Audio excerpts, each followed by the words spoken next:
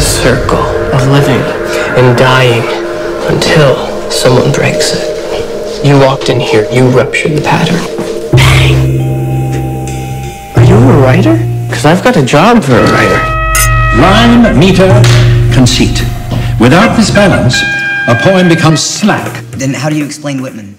Congratulations on the film, by the way.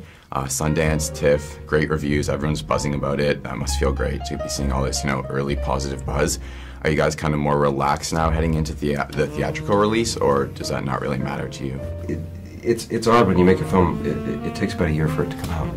So the fact that it's being embraced right now, of course, feels really good. And John Krokidas, he's been working on this for a long time, so we're all very pleased for him. It's less nervous. It's fun, like when it's your first time around and doing this and being here for the first time. I mean, this is something that I dreamed up with my best friend like 10 years ago. So just to see it finally come to fruition and to come to, like a huge international festival like TIFF, first off, is just exhilarating and super exciting. I just have no idea what to expect. We've been kind of showing the movie and talking about it for 9 months. So I'm just kind of very excited to just now release it to the public and to let them watch it for the first time and see what they think.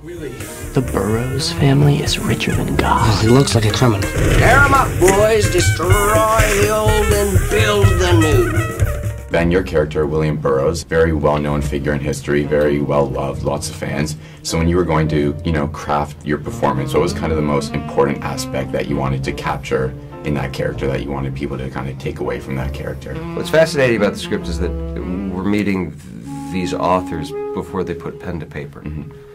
So it's really a matter of subtraction. The man William Burroughs, culturally, as I knew him, was a permanently frozen old man, a junkie, a dignified dandy. We have to go backwards and say, well, before he had the courage to create the character of Burroughs that we know as this literary figure, who was the boy? Who was the young man? So that was a fun puzzle to play with. So you had to kind of strip back the layers, I guess, to get to the roots. Sure, and finding the voice, there's a quality almost as though listening to a record spin and someone putting your finger on the way that he speaks and it slows it down. Is finding a way to find a youthful quality to that rather than just doing a hard impersonation of the gravel and time that wore down his sound.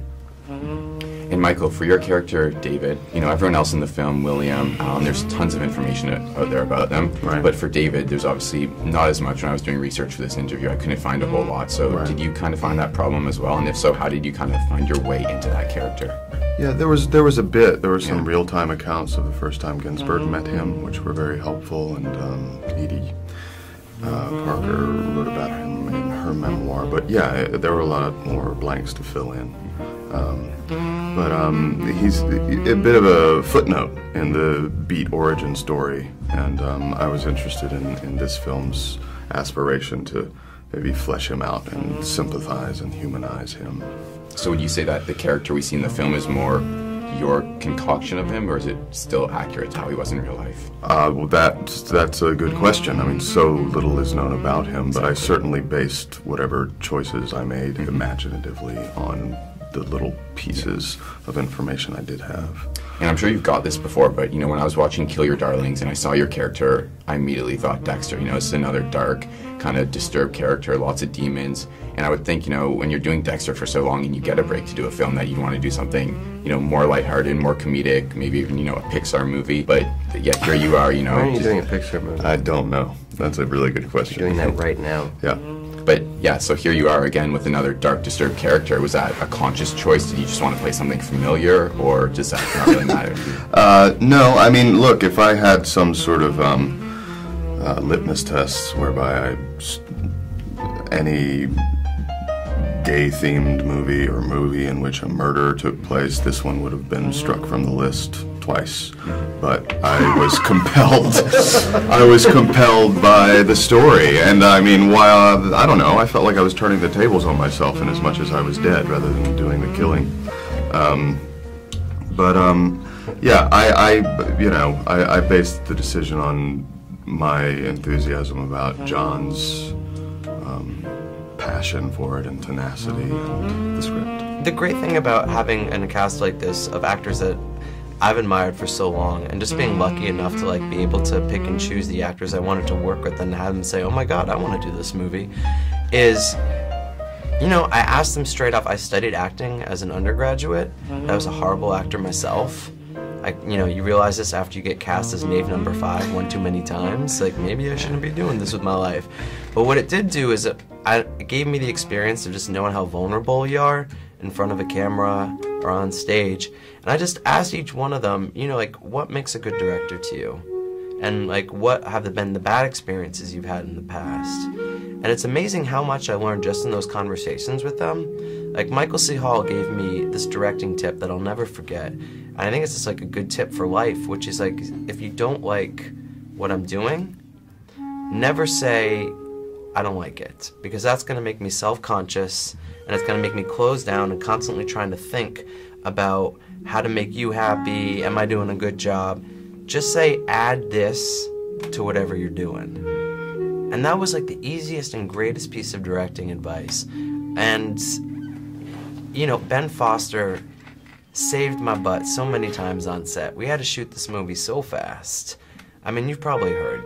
We had 24 shooting days, which means generally, like, each scene you see in the movie was done in like 2 or 3 hours.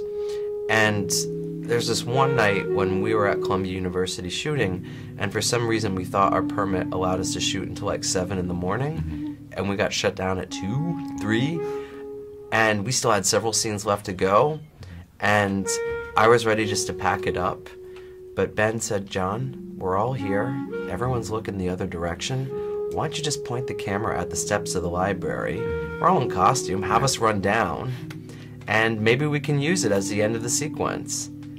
And so while everybody else was packing up all the equipment, we were stealing shots. It was just like film school, really. Yeah, it's awesome. And we ended up, that's the ending of the sequence when they go into the library now. So just having them all on set was a good check to, you know, whenever that we came to frustrations or things that I had never encountered before, I had a whole team of people that I could turn to ask for advice. It was just that kind of community. I was there to support them, and they were there, thankfully, to support me as well. When you guys first got the script, was that your first time hearing of this story of the Beat Poets in general, or were you somewhat familiar, you know, with Ginsberg, Lucien Carr?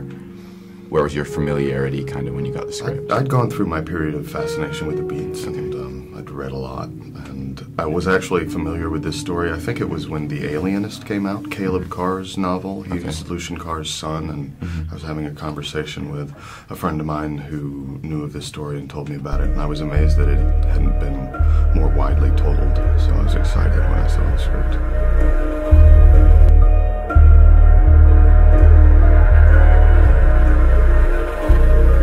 Another lover hits the universe. The circle is broken.